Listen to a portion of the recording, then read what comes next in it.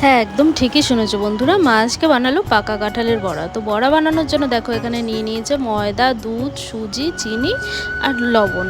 তারপরে দেখো পাকা কাঁঠালের দানাগুলো ছাড়িয়ে কোয়াগুলো মিক্সিতে ভালো করে পেস্ট করে নিয়ে এবারে একে একে সব উপকরণগুলো ওর মধ্যে মিশিয়ে নিচ্ছে। প্রথমে দিল ময়দা, পরিমাণ মতো সুজি, পরিমাণ মতো চিনি আর কিছুটা দুধ।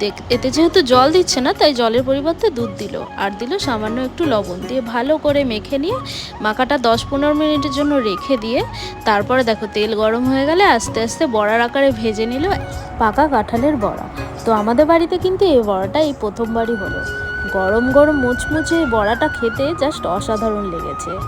তারপরে দেখো বড়া ভাজতে ভাজতেই সবাই মিলে একটু টেস্ট করা হচ্ছিল যে কেমন হয়েছে বড়াটা খেতে। তো সবাই খেয়ে বললো খুব সুন্দরই হয়েছে।